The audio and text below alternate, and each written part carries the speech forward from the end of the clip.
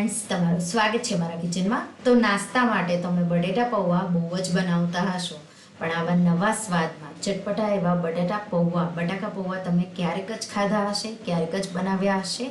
આ પૌવા બાળકોથી લઈ મોટા બધાને બહુ જ ભાવશે અને જો એકવાર બનાવશો તો વારંવાર બનાવશો। તો ચાલો બનાવીએ।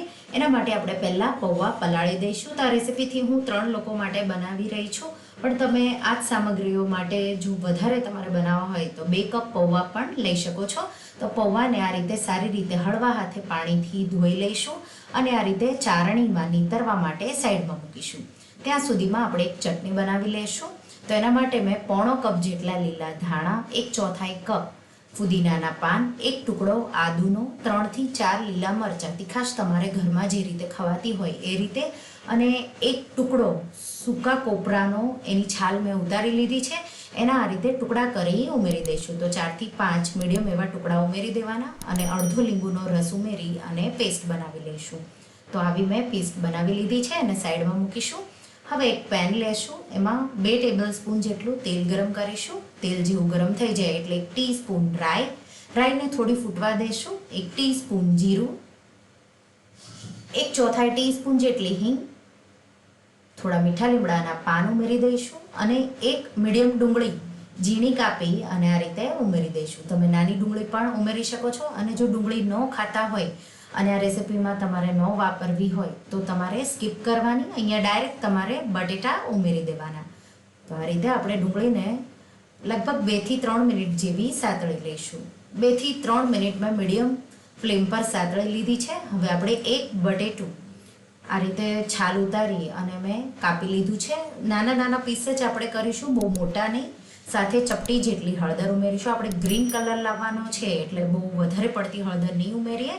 મીઠું બટેટાના ભાગ પ્રમાણે હું નાખી રહી છું એટલે બટેટા સોફ્ટ થઈ જાય, મિક્સ કરી દઈશું અને હવે આપણે બટેટા સોફ્ટ થઈ જાય ત્યાં સુધી થવા દેવાનું છે। અહીંયા તમે જો બટેટા બાફીને બટેટા પૌવા બનાવતા હોય તો એ રીતે પણ તમે બનાવી શકો છો, પણ ટુકડા તમારે એકદમ નાના નાના કરવાના છે। તો બટેટાને આપણે ઢાંકી અને 5 મિનિટ જેવું મીડિયમ ફ્લેમ પર થવા દઈશું। બટેટાને તમે બાફીને બટાકા પૌવા બનાવો એના કરતાં બટેટાને આ રીતે તેલમાં સાતળીને બનાવો એ વધારે સારો સ્વાદ આવે છે। તો આ રીતે લગભગ બટેટાને થતાં લગભગ હવે 4 મિનિટ જેવું થયું છે, બટેટા થઈ ગયા છે। હજી 1 મિનિટ જેવું હું બટેટાને થવા દઈશ। તો આ રીતે ખુલ્લું મેં 1 મિનિટ જેવું થવા દીધું છે। 5 મિનિટ પછી બટેટા સોફ્ટ થઈ ગયા છે। આપણે બનાવેલી ચટણી ઉમેરી દઈશું અને મિક્સર જારમાં માત્ર 2 ટેબલસ્પૂન જેટલું પાણી ઉમેરી રિન્સ કરી એ પણ ઉમેરી દઈશું। તો બહુ વધારે નહીં, માત્ર 1 થી 2 ચમચી જેટલું પાણી, એટલે બધી ચટણી મિક્સર જારમાંથી બટેટા પૌવામાં આવી જાય આ રીતે। અને 1 મિનિટ જેવું મીડિયમ ફ્લેમ પર સાતળી લઈશું। તો આ રીતે સારી રીતે તમે જોઈ શકો છો તેલ અલગ થઈ જાય એ રીતે સતળાઈ ગયું છે 1 જ મિનિટમાં। 1 ચપટી જેટલો ગરમ મસાલો, 1/2 ટીસ્પૂન ખાંડ અને 1/2 ટીસ્પૂન પૌવાના ભાગનું મીઠું, આપણે બટેટાના ભાગનું ઓલરેડી ઉમેર્યું છે, અને અડધો લીંબુનો રસ નીચોવી દઈશું। મિક્સ કરી દઈશું એકદમ સારી રીતે અને અડધી મિનિટ જેવું આ રીતે થવા દઈશું। અને પૌવા જે પલાળ્યા છે એને આપણે આ રીતે થોડા છૂટા કરવા પડશે અને પછી તમારે એને ઉમેરી દેવાના। આ રીતે છૂટા કરતા જઈ હળવા હાથે આપણે પૌવાને બટેટા સાથે મિક્સ કરી દઈશું। તો આ રીતે તમે જોઈ શકો છો એકદમ પરફેક્ટ એવો કલર પૌવાનો આવી ગયો છે, ગ્રીન।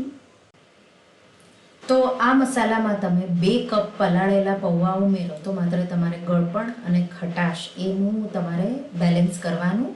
આ રીતે મિક્સ કરી દઈશું અને મેં ઢાંકી 1 મિનિટ જેવા થવા દીધા, એટલે પૌવા છે એ થોડું પણ ચટણીનું મોઇશ્ચર હોય એ સોક કરી અને સોફ્ટ થઈ જશે।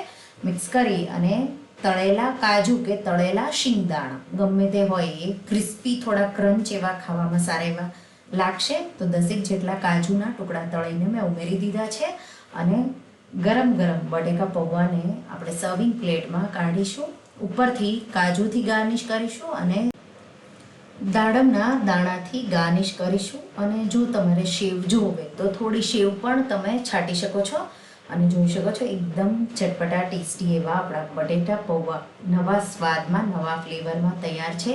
અને જો તમને ચાટ બહુ ભાવતી હોય તો તમે આ વારંવાર બટેટા પૌવા બનાવશો એવા ટેસ્ટી છે, એકદમ સિમ્પલ અને હેલ્ધી। તો આ તમે ફ્લેવર નવા સ્વાદવાળા બટેટા પૌવા એકવાર જરૂરથી બનાવજો. જો તમને આ